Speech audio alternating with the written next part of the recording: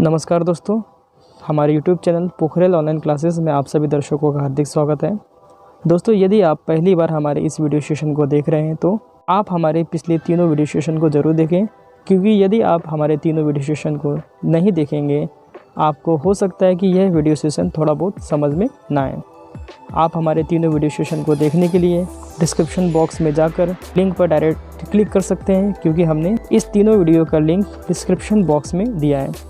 या आप YouTube के सर्च बॉक्स में जाकर लेसन 1 देखने के लिए पोखरेल ऑनलाइन क्लासेस लेसन 1 लिख के सर्च करें। लेसन 2 देखने के लिए पोखरेल ऑनलाइन क्लासेस लेसन 2 लिख के सर्च करें, या लेसन 3 देखने के लिए पोखरेल ऑनलाइन क्लासेस लेसन 3 लिख कर सर्च करें और आप वहां से भी देख सकते हैं। दोस्तों, हमने पिछले वीडियो सेशन में प्रेजेंट इंडेफिनिट टेंस के नेगेटिव सेंटेंस के रूल 3 को समझा था। चलिए अब रूल 4 समझेंगे। Present indefinite tense negative sentence. Rule 4, यदि subject I, we, you, they या प्लूरल नंबर हो तो हेल्पिंग वर्ब डू नॉट का प्रयोग करते हैं। इस रूल 4 का स्ट्रक्चर इस प्रकार है: subject plus do not plus main verb की first form plus object plus complement. यानी सबसे पहले हम लिखेंगे सब्जेक्ट, फिर लिखेंगे डू नॉट, फिर लिखेंगे मेन वर्ब की फर्स्ट फॉर्म, फिर लिखेंगे ऑब्जेक्ट और फिर कॉम्प्लीमेंट। दोस्तों, हम रूल 4 टाइप के सेंटेंस को ट्रांसलेट करने के लिए इसी स्ट्रक्चर को अप्लाई करेंगे। इस रूल 4 को अच्छे से समझने के लिए हम 3 एग्जाम्पल को डिटेल से एक्सप्लेन करेंगे। एग्जाम्पल नंबर 1, मैं किसी को परेशान नहीं करता हूँ। दोस्तों, इस सेंटेंस का सब्जेक्ट मैं यानी आई है, इसलिए इसमें रूल 4 के स्ट्रक्चर को अप्लाई करेंगे। सबसे पहले लिखेंगे सब्जेक्ट मैं यानी आई, उसके बाद हम हेल्पिंग वर्ब डू नॉट लिखेंगे, इसके बाद हम मेन वर्ब यानी परेशान करना यानी डिस्टर्ब लिखेंगे, फिर लिखेंगे ऑब्जेक्ट किसी को यानी एनीवन। इस प्रकार मैं किसी को परेशान नहीं करता होगा ट्रांसलेशन होगा I do not disturb anyone. अब हम एग्जाम्पल 2 लेंगे। वे इस मैदान में क्रिकेट नहीं खेलते हैं। इस सेंटेंस में सब्जेक्ट है वे यानी दे। इसका मतलब इस सेंटेंस का ट्रांसलेशन करने के लिए हमें रूल 4 के स्ट्रक्चर को अप्लाई करना होगा। सबसे पहले लिखेंगे सब्जेक्ट वे यानी दे, फिर हम हेल्पिंग वर्ब डू नॉट लिखेंगे, उसके बाद लिखेंगे मेन वर्ब खेलना यानी प्ले, फिर लिखेंगे ऑब्जेक्ट क्रिकेट, फिर लिखेंगे कॉम्प्लीमेंट इस मैदान में यानी ऑन दिस ग्राउंड। अब हम तीसरा एग्जाम्पल लेंगे। हम किसी का अपमान नहीं करते हैं। इस सेंटेंस में सब्जेक्ट है हम यानी वी। इसका मतलब हम रूल 4 के स्ट्रक्चर को अप्लाई करेंगे। सबसे पहले लिखेंगे सब्जेक्ट हम यानी वी, फिर हेल्पिंग वर्ब डू नॉट लिखेंगे, इसके बाद मेन वर्ब अपमान करना यानी इंसल्ट लिखेंगे, फिर ऑब्जेक्ट किसी का यानी एनीवन। इस प्रकार हम किसी का अपमान नहीं करते हैं का ट्रांसलेशन होगा we do not insult anyone. दोस्तों, अब हम रूल 5 को समझेंगे। अब हम सीखेंगे नेवर का यूज़। यदि कोई प्रेजेंट इंडेफिनिट टेंस के वाक्य के बीच में कभी नहीं शब्द आ जाए तो इसके लिए नेवर का यूज़ करेंगे। इसके अंतर्गत हम 2 सब रूल को समझेंगे। सब रूल ए, यदि subject he, she, it, this, that या सिंगुलर नंबर हो तो मेन वर्ब की फर्स्ट फॉर्म में एस जोड़ देंगे।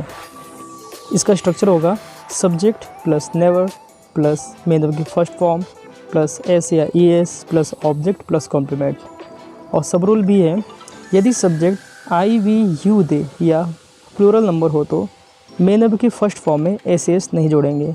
इसका स्ट्रक्चर होगा subject plus never plus main verb की first form plus object plus complement.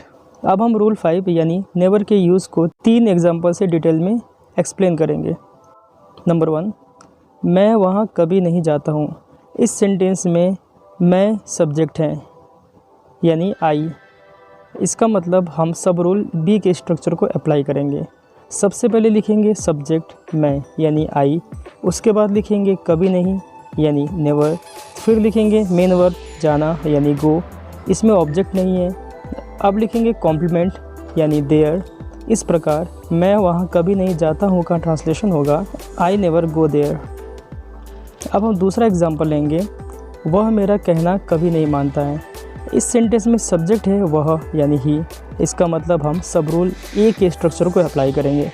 सबसे पहले लिखेंगे सब्जेक्ट वह यानी ही, फिर लिखेंगे कभी नहीं यानी नेवर, उसके बाद लिखेंगे मेन वर्ब यानी कहना मानना यानी ओबे, इसमें एस जोड़ेंगे। इसके बाद लिखेंगे ऑब्जेक्ट मेरा यानी मी। इस प्रकार वह मेरा कहना कभी नहीं मानता है का ट्रांसलेशन होगा ही नेवर ओबेज मी। अब हम तीसरा एग्जाम्पल लेंगे, मोहन दूसरों की मदद कभी नहीं करता है। इस सेंटेंस में सब्जेक्ट है मोहन जो कि एक वचन यानी सिंगुलर नंबर है। इसका मतलब इस सेंटेंस का ट्रांसलेशन करने के लिए सब रूल ए के स्ट्रक्चर को अप्लाई करना होगा। सबसे पहले लिखेंगे सब्जेक्ट यानी मोहन, फिर लिखेंगे कभी नहीं यानी नेवर, उसके बाद मेन वर्ब मदद करना यानी हेल्प, इसमें एस जोड़ेंगे, फिर लिखेंगे ऑब्जेक्ट दूसरों की यानी other, Mohan never helps other.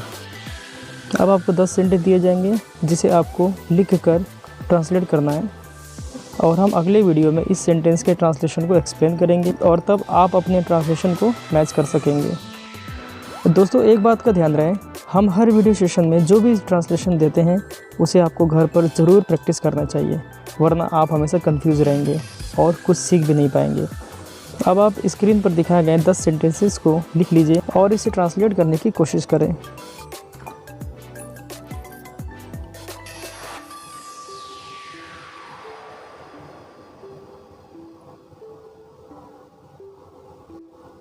अब आपको 10 वर्ब दिए जाएंगे जिसे आपको लिखकर याद करना होगा। इंसल्ट, इंसल्ट मीन्स अपमान करना है। Insult, insulted, insulted. Appear, appear means दिखाई देना। Appear, appeared, appeared. Bark, bark मानी भौंकना। Bark, barked, barked. Clean, clean means साफ करना। Clean, cleaned, cleaned. Visit, visit means घूमना। Visit, visited, visited. Climb, climb means चढ़ना। Climb, climbed, climbed. Kill, kill मानी मारना। Kill, killed, killed. Quarrel, quarrel means झगड़ा करना। Quarrel, quarrelled, quarrel. Fight, fight means लड़ना। Fight, fought, fought. Fall, fall मानी गिरना। Fall, fail, fallen. अब हम पिछले वीडियो सेशन में दिए गए 10 सेंटेंस का ट्रांसलेशन को एक्सप्लेन करेंगे।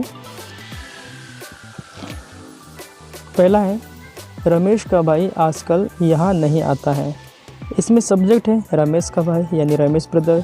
उसके बाद हम डज नॉट लगाएंगे, फिर लिखेंगे मेन वर्ब यानी आना यानी कम।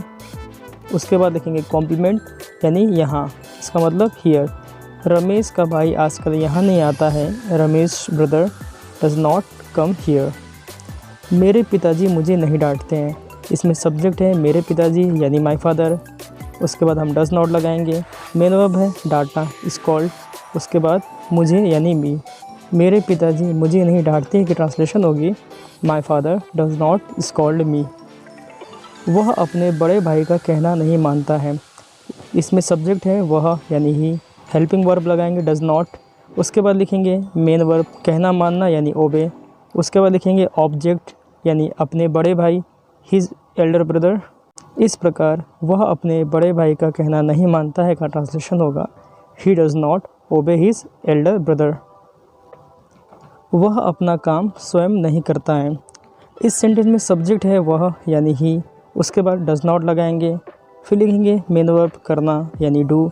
उसके बाद ऑब्जेक्ट, ऑब्जेक्ट है अपना काम यानी हिज वर्क। वह अपना काम स्वयं नहीं करता है, he does not do his work. यह लड़का किसी से बात नहीं करता है। इस सेंटेंस में सब्जेक्ट है यह लड़का यानी दिस बॉय। उसके बाद डज नॉट लगाएंगे, मेन वर्ब है बात करना यानी टॉक। ऑब्जेक्ट है किसी से यानी anyone. This boy does not talk to anyone. वह अपने कपड़े स्वयं नहीं धोता है। इसमें सब्जेक्ट है वह यानी ही। उसके बाद लिखेंगे डज नॉट, फिर लिखेंगे मेन वर्ब धोना यानी वॉश। उसके बाद लिखेंगे ऑब्जेक्ट अपने कपड़े यानी हिज क्लोथ्स। उसके बाद लिखेंगे कॉम्प्लीमेंट यानी स्वयं हिमसेल्फ। वह अपने कपड़े स्वयं नहीं धोता है, he does not wash his clothes himself. Mayank दूसरों की मदद नहीं करता है। इसमें सब्जेक्ट है मयंक। उसके बाद लिखेंगे डज नॉट, फिर लिखेंगे मेन वर्ब मदद करना यानी हेल्प। उसके बाद लिखेंगे ऑब्जेक्ट यानी दूसरों की अदर। मयंक दूसरों की मदद नहीं करता है, Mayank does not help other. वह बाज़ार से सब्जियां नहीं लाता है। इसमें सब्जेक्ट है वह यानी ही। उसके बाद डज नॉट लगाएंगे, मेन वर्ब है लाना यानी ब्रिंग, ऑब्जेक्ट है सब्जियां यानी वेजिटेबल, और कॉम्प्लीमेंट है बाज़ार से यानी फ्रॉम मार्केट। वह बाज़ार से सब्जियां नहीं लाता है। He does not bring vegetable from market. वह मेरी बातों को ध्यान से नहीं सुनता है। इसमें सब्जेक्ट है वह यानी ही, उसके बाद डज़ नॉट लिखेंगे, फिर लिखेंगे मेन वर्ब है सुनना यानी लिसन, उसके बाद लिखेंगे ऑब्जेक्ट है मेरी बात यानी माई वर्ड्स, उसके बाद लिखेंगे कॉम्प्लीमेंट है ध्यान से यानी केयरफुली। वह मेरी बातों को ध्यान से नहीं सुनता है। He does not listen my words carefully. आजकल तुम्हारा भाई ऑफिस नहीं जाता है। इसमें सब्जेक्ट है तुम्हारा भाई यानी योर ब्रदर, उसके बाद लिखेंगे डज़ नॉट, फिर लिखेंगे मेन वर्ब यानी जाना गो, उसके बाद लिखेंगे ऑब्जेक्ट यानी ऑफिस, फिर लिखेंगे कॉम्प्लीमेंट। इसमें कॉम्प्लीमेंट है आजकल यानी नाउ डेज। आजकल तुम्हारा भाई ऑफिस नहीं जाता है। Your brother does not go to office nowadays. दोस्तों, हम अगले वीडियो सेशन में प्रेजेंट इंडेफिनिट टेंस के इंट्रोगेटिव सेंटेंस यानी प्रश्नवाचक वाक्य को ट्रांसलेट करना सीखेंगे। आज के वीडियो सेशन में बस इतना ही। धन्यवाद।